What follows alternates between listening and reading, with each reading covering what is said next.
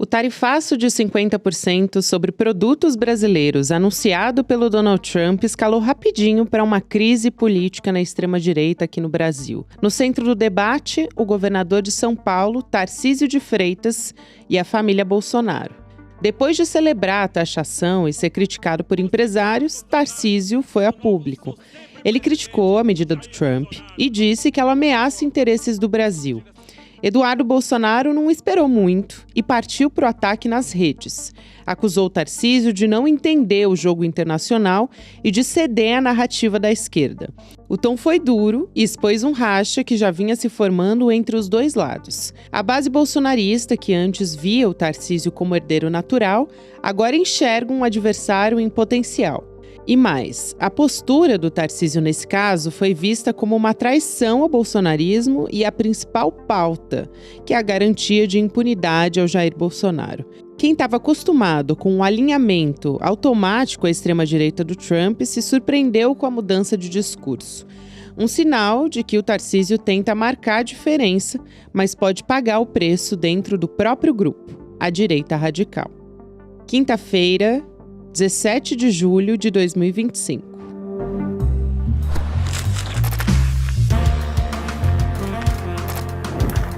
Sou a Gabriela Varela, esse é o podcast Detalhes, e aqui mais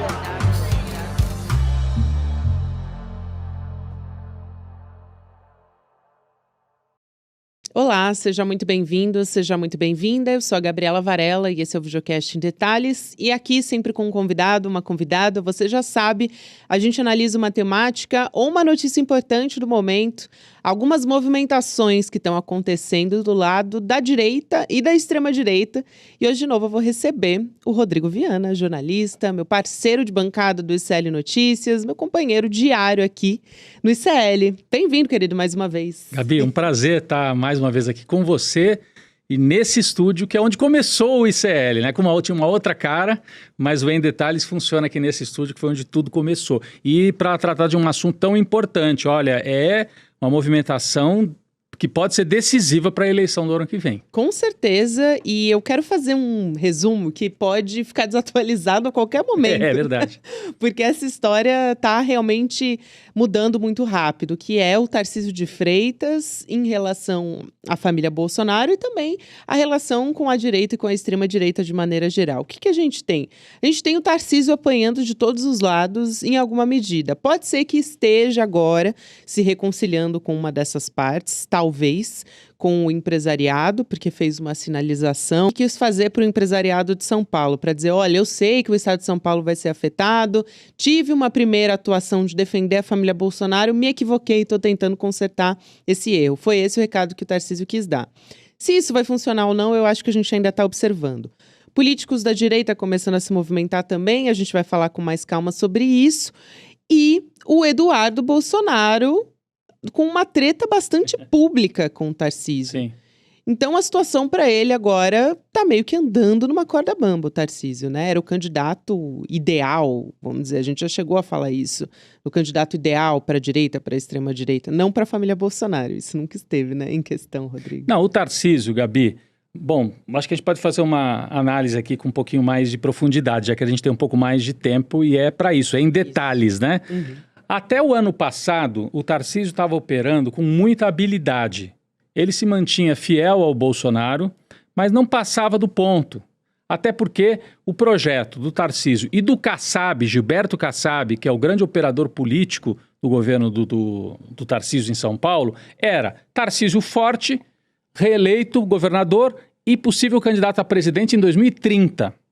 Acontece que, a partir do início de 2025, o Lula cai, a popularidade do Lula começa a cair por causa da crise do Pix, e esses setores do Centrão começam a ficar ouriçados e ver por que esperar até 2030 se nós temos um nome que é capaz de unificar a direita tradicional, os partidos de direita tradicional, então PP, progressistas, né? União Brasil, PSD, republicanos, talvez até o MDB.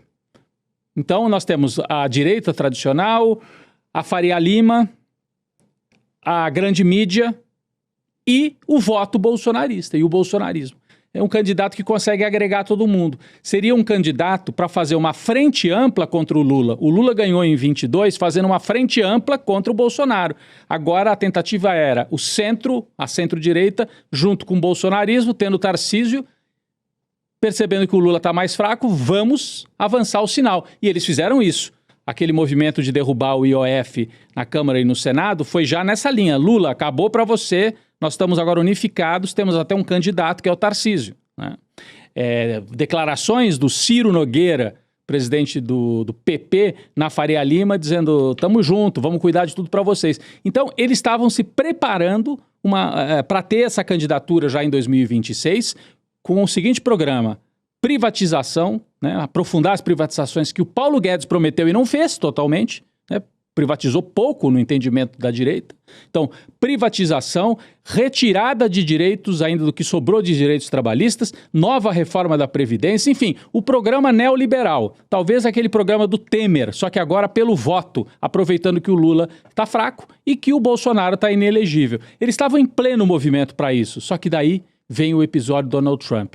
E o Tarcísio erra feio nisso, Gabi. Ele se posiciona, ele já tinha se posicionado com o bonezinho do Trump um pouco antes, e veste o bonezinho de novo, reafirma que ele está do lado do Trump, desprezando a situação concreta. E gera muito descontentamento, em parte você já resumiu aí. Para mim, o que mais vocalizou esse descontentamento foram os editoriais da Folha e do Estadão, 2 jornais conservadores, que chamaram o Tarcísio na chincha, como se dizia antigamente. Né? Escuta, você vai vestir bonezinho do Trump ou vai defender os interesses da burguesia paulista? Então esses jornais falam pela burguesia, pelo agronegócio de São Paulo, e não gostaram nada da movimentação do Tarcísio. Né? Você sabe que a gente teve até uma novidade a respeito disso, né?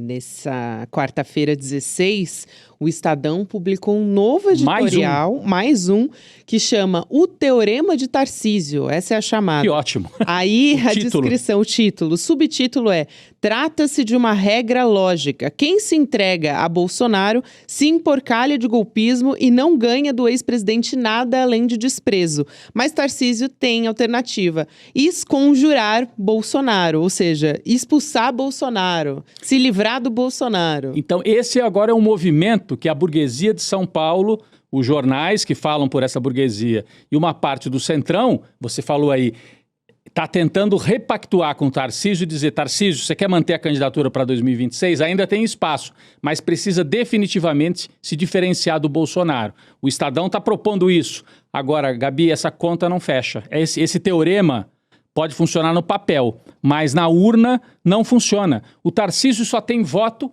com apoio do Bolsonaro. O que o Estadão está pedindo para ele?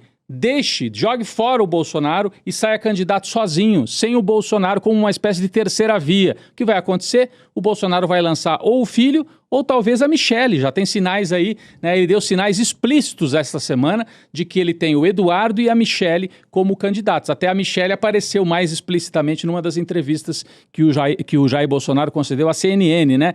Ele deu uma entrevista estranhamente, mas não era nada estranho, e tudo aí é pensado, com uma fotografia da Michele Bolsonaro aqui, ó, do lado, uma foto até em preto e branco. Uma coisa romântica. Parecia meio assim. Evita Peron, aquela coisa preto e branco, assim, sabe? Só que Evita Peron de outra linha. Mas para sinalizar: olha, se vocês vão me prender, vão me deixar inelegível, o meu filho Eduardo está lá nos Estados Unidos, mas eu não estou rendido, não, com Tarcísio. Eu tenho a Michele, porque daí eu confio que ela, sim, vai trabalhar para o que interessa para o Jair Bolsonaro. Então, o Tarcísio, Gabi, ele tentou, nesse teorema aí que o Estadão diz, ele estava num teorema anterior, que era: deixa um pé na canoa bolsonarista para ninguém chamar você de traidor, e o outro pé você põe no projeto da elite de São Paulo, do Brasil, do agronegócio, da Faria Lima, etc. Ele aprendeu com o João Dória que ser traidor não rende muito. Exato. No âmbito político. Não podia começar o governo e já trair.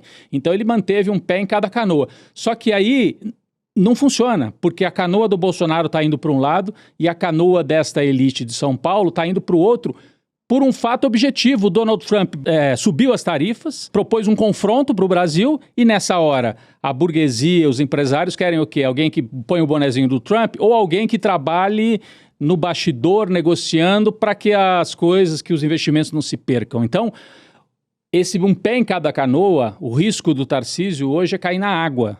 Não ficar em nenhuma das duas canoas e cair na água. Ele está tentando, você trouxe muito bem aí. Ele não, né? O Kassab está tentando operar uma redução de danos para o Tarcísio. Para ser candidato em 2026, não sei se ele vai topar isso que o Estadão propôs para ele hoje. Mas pelo menos para ele repactuar com a elite e continuar se mostrando confiável para a elite de São Paulo e talvez ser candidato em São Paulo, a governador, dizendo eu defendo aqui os interesses de vocês, eu tenho projetos imobiliários no centro de São Paulo que vão dar dinheiro para todo mundo, eu defendo privatização aqui em São Paulo e me preparo para 2030. Então, estão repactuando nesse momento. Eu acredito que o Tarcísio não vai embarcar nessa aventura de ser candidato a presidente contra o bolsonarismo. Isso seria ele se transformar num novo João Dória, um traidor explicitamente. E hoje no Brasil, esse teorema do Estadão não funciona. A contradição está explícita e não fecha. A conta para o Tarcísio hoje não fecha. Não fecha mesmo, porque ele primeiro quis demonstrar ali que era um aliado do Bolsonaro, mas não suficiente para a família Bolsonaro, porque eles consideraram que ele não estava falando de anistia para o pai, para o Jair, o quanto deveria, porque no fim das contas ele deveria estar mais ferrenhamente ao lado da anistia do que ao lado do Brasil. O Tarcísio está enfrentando também várias ações na justiça, né? Porque a gente tem, por exemplo, o PT acionando o Supremo Tribunal Federal por uma suposta pressão, porque ele foi até os ministros do Supremo para pedir liberação para o Jair Bolsonaro viajar para Washington para negociar a questão das tarifas. A gente tem prerrogativas também contra o Tarcísio no STF, acusando de tentativa de obstrução de justiça, e o Boulos pedindo para a PGR investigar o Tarcísio por uma tentativa de facilitar a fuga do Bolsonaro, já que poderia ser uma oportunidade para o Bolsonaro também ir para os Estados Unidos e ficar lá. Não tem nem passaporte atualmente para poder fazer isso, né? Ele ligou para o Supremo Tribunal Federal e sugeriu aos ministros: liberem o passaporte para o Jair poder ir, o Tarcísio, né, fez essa sugestão, isso, poder ir para os Estados Unidos, negociar isso em nome do Brasil. Gente, isso aí mostra que é um sujeito que não está entendendo a gravidade do momento. Nós estamos às vésperas de julgar o Bolsonaro e colocar o Bolsonaro na cadeia, né? Então, a hora que ele fez essa proposta para o Supremo, se queimou completamente. Ele tentou se mostrar confiável junto ao bolsonarismo nesta linha. Quando ele faz isso, ele desagrada ao Supremo.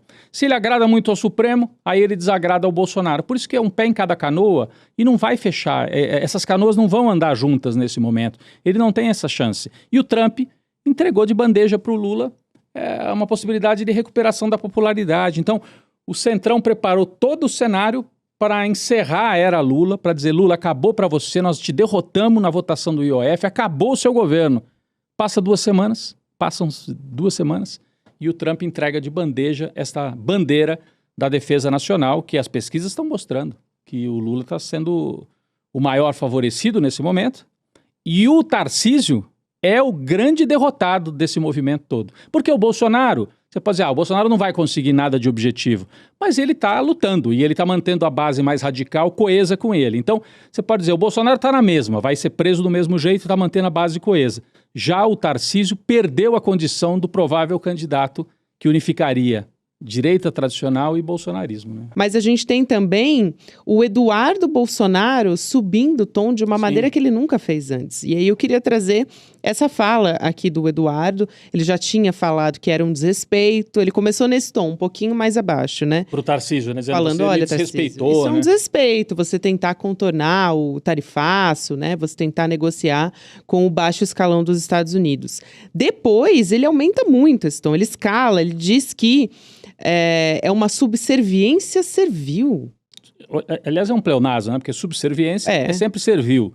As elites, porque ele está dizendo que o Tarcísio está fechado com o empresariado. Como se o Bolsonaro nunca tivesse tentado fechar com o empresariado. Pois é, mas como o Bolsonaro tem esse discurso de que ele é antissistema, o que ele tenta mostrar para o eleitorado, Eduardo, é o seguinte: olha, o Tarcísio é do bolsonarismo, mas ele é de um bolsonarismo que dá mais bola para o empresário de São Paulo, para o agronegócio, do que para os interesses da ultradireita, do bolsonarismo, desse movimento de extrema-direita liderado pelo Bolsonaro. Realmente você tem razão.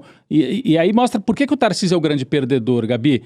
O governo federal ficou bem chateado com ele, porque governador não tem que negociar com um país estrangeiro. Então, ele desagradou o governo federal, desagradou o Supremo Tribunal Federal, porque fez essa sugestão esdrúxula de liberarem o passaporte para o Jair, e desagradou a família Bolsonaro, que entendeu, esse cara está querendo negociar, bypassando, né, deixando a gente de lado e mostrando que ele é o representante da elite de São Paulo, do empresariado, da burguesia. Então desagradou todo mundo. Quem ficou com ele? O Kassab, que é o operador político dele e que está operando agora para reduzir danos. E ele tem condição de reduzir danos, Gabi, porque ele tem o governo de São Paulo, ele tem uma série de projetos em São Paulo engatilhados que interessam aos empresários, tem essa proposta de mudar a sede do governo paulista, que vai gerar milhões, talvez bilhões de reais em negócios imobiliários no centro da capital paulista. Tem estrada, tem privatização, tem obra pública. Então, o Tarcísio tem chance sim de se repactuar com a burguesia de São Paulo e se reeleger governador e se colocar para 2030. Mas eu tenho a impressão, olhando os dados de hoje, que para 2026 o jogo para ele ficou bastante complicado. Eu não quero dizer que acabou para o Tarcísio, porque no Brasil as coisas mudam muito rápido. Mas nesse momento acabou para o Tarcísio em 2026. Ele não tem condição de ter o voto bolsonarista e, ao mesmo tempo, o apoio dessa elite que fala através do Estadão e da Folha e diz, Tarcísio, ou você bota o bonezinho do Bolsonaro e do Trump, ou você representa os interesses dos setores econômicos produtivos. Então, como é que ele faz? Ele não fecha. Exato. E aí o Centrão é muito habilidoso, né, Rodrigo? Porque ele se reposiciona muito rapidamente. Aliás, a gente sabe quem é que o Centrão defende, mas eles se colocam conforme a opinião pública quer. Sim. Então, Ciro Nogueira, por exemplo, viu que a opinião pública está contra o tarifaço do Donald Trump, já foi rapidamente o presidente do PP se posicionar dizendo o que o Eduardo está fazendo é um erro, ele está errando com o Tarcísio nesse momento. Então ele falou publicamente, eu divirjo completamente do Eduardo, nenhum brasileiro pode aplaudir o aumento de tarifa contra o nosso país. O Kassab, você citou muito bem, também defendeu o Tarcísio, foi se colocar ao lado dele e disse que o Tarcísio está agindo com responsabilidade ao procurar diálogo com os Estados Unidos, ao minimizar os impactos do tarifaço. Então ele coloca o Tarcísio não como se ele tivesse apoiado, porque a memória parece que é muito curta dos políticos, né, do Centrão. Porque o Tarcísio, ele se posicionou ao lado do tarifaço inicialmente. Botou o bonezinho do Trump. Exato. Só como não deu certo, como ele ficou desgastado com a opinião pública, ele se reposicionou. Sim. Mais do que a opinião pública, né? Com o empresariado. E essa fala do Ciro Nogueira que você leu, ainda dá a entender que o Ciro Nogueira... Quer dizer, o Ciro Nogueira bate de frente com o Eduardo. Entre Eduardo e Tarcísio, o Ciro Nogueira está ficando com o Tarcísio. Isso é para a gente anotar. Então eles estão com a avaliação de que a família Bolsonaro está isolada. Semana passada a gente também falou sobre como saiu uma reportagem de bastidor. Centrão acha que não há viabilidade para a candidatura do Eduardo Bolsonaro. Acho que não. Do Eduardo, Então, eles têm essa avaliação. Agora, falta combinar com a família Bolsonaro. O Jair vai preso. O Eduardo está lá com uma parceria, com um canal direto com a Casa Branca. Por que ele vai entregar esse patrimônio de votos que ele tem, que é de 30% a 40% dos votos hoje no Brasil, por que ele vai entregar isso para um candidato como o Tarcísio que ele não confia, que ele acha que não vai comprar a briga para depois anistiá-lo, para tirá-lo da cadeia? Então, eu acho que se insistirem na candidatura Tarcísio, o Centrão insistir na candidatura Tarcísio, vai ter que disputar espaço com a candidatura da família Bolsonaro para ver quem vai ao segundo turno com o Lula. E aí pode acontecer qualquer coisa. Pode ir Lula e Michele Bolsonaro e o Centrão ficar no meio do caminho. Eu acho que o Tarcísio não vai correr esse risco, porque ele tem uma reeleição em São Paulo ainda muito possível, já que ele está repactuando, ele teve esse movimento inicial errático e errado, mas depois ele está se reposicionando. Então esse desgaste pode não ter cauda longa até a próxima eleição. Não, eu acho que se reeleger. Para governador, eu acho que hoje ele tem condição de se reeleger. Aí você pode me falar, mas peraí, se eles comprarem uma briga total com o bolsonarismo, aí o Bolsonaro pode querer lançar um outro candidato a governador em São Paulo. E é possível. O Bolsonaro é capaz de fazer isso, gente. Em nome dos interesses dele, de um homem que está desesperado. A gente viu o Bolsodória, mais uma vez aqui, lembrando do João Dória, né? Ele fez Bolsodória, depois rompeu. Então, não custa nada para o Jair Bolsonaro, se o Tarcísio que quiser botar muitas manguinhas de fora, e fazer críticas e confrontar a tática da família Bolsonaro, lançar um outro nome mais bolsonarista. O vice-prefeito de São Paulo, reeleito, eleito como vice do Ricardo Nunes, tem falado muito, tem se posicionado, é um policial que é vice do Ricardo Nunes, o Melo, e ele tem sido essa voz de defesa do bolsonarismo, dizendo que tem muita gente traidora em São Paulo. Já tem gente falando assim. E os políticos de São Paulo que traíram a família Bolsonaro, todos acabaram. Alexandre Frota, Joyce Hasselmann são os dois que a gente lembra mais facilmente, né? Então, quem fica contra a família Bolsonaro? O Dória é o terceiro, né, que se inviabilizou. Então, hoje, essa equação para o Tarcísio repactuar e ter chance de se reeleger, ele não pode confrontar o Bolsonaro. Ele vai ter que mostrar, eu sou um bolsonarismo mais light, e aí tenta ganhar a eleição de governador. Mas para ser candidato a presidente, parece que não tem espaço nesse momento para ele. Eu acho interessante também o posicionamento do próprio Jair em relação a isso, porque eu não sei até que ponto é interessante também ele ver o Eduardo rompendo totalmente com o Tarcísio assim publicamente, porque ele foi dizer, olha, eu conversei com o Eduardo, ele deu essa entrevista para a CNN e uma das declarações foi essa, eu conversei com o Tarcísio e com o Eduardo e a situação já está pacificada, tá tudo bem, então tá querendo sinalizar também para a direita de que eles não estão rompendo, ou pelo menos que ele está tentando colocar panos quentes. Que ele está tentando, mas... E aí, nessa entrevista... Sem contar a foto. Não, eu ia chegar na foto, acho que você também ia trazer esse fato, né? Ele dá essa entrevista para a CNN, em que ele perde o controle, grita dentro do estúdio, não porque era à distância, mas grita com os jornalistas, como é do feitio do Jair Bolsonaro. Um dos jornalistas tem que interromper, porque ele está completamente fora do tom, mas ele dá essa entrevista com a foto da Michelle, não é nem do Tarcísio, nem do Eduardo, é a foto da Michelle beijando o Jair, como se fosse uma passagem de bastão. Claro que não está decidido isso ainda, mas ele está mandando um recado para a direita, dizendo, se vocês queimarem o Eduardo nessa briga com o Tarcísio, eu posso não ficar com nenhum dos dois, eu posso ter um terceiro nome que é a Michelle. Então, o Jair Bolsonaro ainda dá as cartas na direita. Então, não dá para ter uma candidatura de direita bolsonarista sem conversar com ele. E ele é um homem desesperado, um homem que você é intempestivo, que você não sabe, conversa com ele hoje, amanhã ele vai numa outra direção. Então é muito arriscada essa jogada para o Tarcísio hoje, né? Ele, desde o ano passado a gente comentava, o Chico Sá sempre falava isso, você, eu, a maioria das pessoas dizia isso aqui no ICL, né? Quer dizer, o Tarcísio tem uma reeleição em São Paulo quase garantida. Ele vai se arriscar?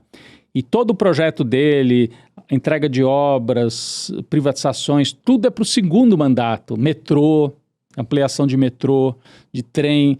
Então ele tem tudo, se for reeleito, para fazer um segundo mandato mais forte. E aí em 2030, contando, aí o Bolsonaro já está enterrado politicamente. E o Lula também provavelmente não vai estar como um candidato forte para o outro espectro. E aí ele viria como um candidato no espectro dos antigos tucanos, daquele o candidato da burguesia paulista, com discurso privatizante, pós-Bolsonaro e pós-Lula. Esse seria o projeto ideal do Kassab.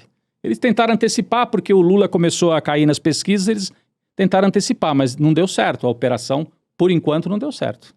Aí eu acho que vale a pena a gente entrar, já que a gente está falando aqui do Lula, da popularidade do Lula subindo, a gente teve essa pesquisa que saiu da Atlas nessa semana, Sim. Que mostra não só a popularidade do governo Lula com o efeito do tarifaço, mas também a comparação, quando a gente olha para o governo Bolsonaro e a avaliação de como ele atuava, o governo Bolsonaro no exterior, o governo Lula se coloca de uma forma muito superior. Então a gente tem, aqui vou ler exatamente a pergunta da pesquisa. Uhum. Na sua opinião, Lula representa o Brasil melhor ou pior que Bolsonaro em plano internacional? Aí a gente tem melhor 61,1%, pior 38,8%. Então é muito claro aqui que é um efeito de como o presidente Lula e o governo Lula está se posicionando desde que o tarifaço foi anunciado pelo Trump. E como a gente sabe que o país é dividido, o eleitorado antilulista tem quase metade, então tem um pedaço aí, inclusive, de um eleitorado que não é lulista, não é petista, que está achando que o Lula está indo melhor que o Bolsonaro. Isso é que é grave para o Bolsonaro, né? Que é esse número. E o outro número é aprovação e desaprovação do Lula. A pesquisa Atlas, que você acabou de citar, mostra que pela primeira vez em 2025 tem um empate, aprovação e desaprovação. Então a curva voltou a fechar. é a melhor avaliação do Lula desde outubro de 2024, né? Portanto, antes da crise do Pix. O Lula está recuperando a popularidade que ele tinha antes da crise do Pix. Se essa curva continuar nesse caminho, o Lula chega ao ano da reeleição muito forte. E aí um pedaço do Centrão, que estava nessa operação Tarcísio, um pedaço vai pactuar com o Lula. O MDB, o PSD do Kassab, aliás, já tem esse movimento no Nordeste de governadores, candidatos a senador do PSD, querendo fechar logo com o Lula. Não querem ficar nessa confusão. Porque estão vendo que o Lula está voltando a ficar forte. A inflação está caindo um pouco. Ainda é um problema, mas não é que está caindo, tá? Os preços estão subindo mais devagar, tá voltando. O preço dos alimentos já não está aquela coisa assustadora. Café ainda está. Então, o Lula ainda tem um trabalho para fazer. Mas o Trump entregou para ele a possibilidade de chegar forte a 2026 e essa pesquisa da Atlas mostra exatamente isso, Gabi. Então você tem divisão na direita, Tarcísio com um caminho muito dificultado, quase que inviabilizado para 26 e o Lula fortalecido na véspera do fechamento dos palanques, porque é agora, né? Nesse final de 25 é que vão fechar os palanques para o ano que vem. Aí só pra gente fechar, Rodrigo, e já que a gente falou naquela comparação de política externa, vale a pena a gente também trazer a fala do Bolsonaro em relação ao Trump, né? Porque ele diz, eu sou um apaixonado pelo Donald Trump, ele sempre me tratou como um irmão. E aí o Donald Trump ele é questionado por jornalistas a respeito do Bolsonaro, e ele diz, o Bolsonaro não é um homem desonesto. Ele nem... É interessante que ele nem fala Bolsonaro é um homem honesto. Ele fala, Bolsonaro não é desonesto. Não é que eu conheça pessoalmente Bolsonaro, não é que eu seja um amigo próximo dele. Mas acho que ele ama o povo brasileiro e tal. E aí ele dá uma argumentação meio macarrônica para defender o Bolsonaro. Então, assim, é muito curioso, né? No mesmo dia, eles dão declarações completamente diferentes. Se fosse um namoro, seria uma relação abusiva, né? Que não correspondido, seria assim, um diz pro outro, eu sou apaixonado por você. Platônico, né? E o outro diz assim, olha, você talvez possa tomar uma cerveja um dia, mas gostar de você também já é um pouquinho demais, que é o que o Trump falou pro Bolsonaro. E mostra assim, como o Bolsonaro é pequeno, né? Quer dizer, ele é apaixonado não pelo Trump, ele é apaixonado pela figura do presidente dos Estados Unidos, porque ele é um vira-lata, né? Assim, e isso eu digo, eu tenho assim, maior amor pelos cachorrinhos vira-latas, mas não pelo presidente brasileiro, ex-presidente brasileiro vira-lata, né? Que não defende o Brasil, que fica nessa posição de subserviência, como disse o filho dele. Subserviência servil. Né? A subserviência servil. Eu não sei, será que o Bolsonaro que é subserviência o quê? Mais do que servil? Ridícula, esdrúxula, essa coisa, eu sou apaixonado. Que coisa ridícula, né? É um negócio assim absurdo. E acho que o Bolsonaro não vai perder o apoio desses 30%, 40% que vão com ele. Mas tem uma turma aí do meio do caminho que apoiou o Lula em 2022 e que eu acho que, principalmente empresários, estão voltando, olha, será que não é melhor fazer um acordo com o Lula? Porque o Bolsonaro não dá, né? É um cara intempestivo, o filho, ele, a família. Você não sabe o que eles vão fazer e eles defendem o interesse deles, não é o interesse da burguesia. Eles não são organicamente defensores de um projeto do neoliberalismo. Eles são defensores primeiro deles e depois, se der, também vão junto como operadores num projeto neoliberal. Tentaram até, né, com o Paulo Guedes, mas nem funcionou, né, durante o governo do Bolsonaro. Eu acho que com os últimos acontecimentos isso está mais claro do que nunca antes. É isso. E esse descolamento, né, do Estadão, da Folha, dizendo assim, Tarcísio, tira o boné do Trump e se afasta do Bolsonaro, que ele não faz bem para você, né? Exato. Rodrigo, bom demais ter você aqui mais uma vez. Seja bem-vindo sempre. Muito obrigado, Gabi. É um prazer. A gente apresenta o programa juntos, mas ali é o noticiário. Às vezes não tem tempo de analisar com um pouquinho mais de detalhe, né? Como você diz aqui. Mergulhar um pouquinho mergulhar mais num tema tão importante. Eu acho que esse tema aqui é fundamental para o ano que vem. É isso. E sempre leve, né? Uma conversa sempre leve muito aqui. Boa. Obrigado, todo mundo Gabi. Que acompanha gosta muito. A última vez elogiaram, falei, vamos trazer. Vamos de novo. Obrigado. Estou à disposição. Vamos nessa, então. Obrigada. Obrigado, até a próxima. Gabi. E eu quero te convidar para participar junto com a gente no dia 27 de julho, 8 horas da noite, vai ser um domingo, do nosso próximo capítulo, talvez o mais importante da nossa história aqui do ICL, que é o nosso evento ICL Eterno, vai ser online, gratuito. Você só tem que entrar em detalhesicl.com.br, colocar seu e-mail lá para poder receber os nossos alertas de quando o evento estiver começando. A gente vai anunciar novidade, parceria na área da educação, do jornalismo também, inclusive no âmbito internacional, mas eu não vou te adiantar ainda o que é.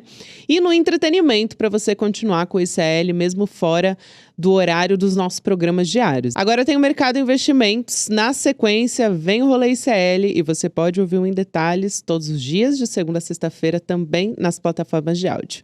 Valeu e até a próxima. Já tá valendo? Tá valendo. Tá.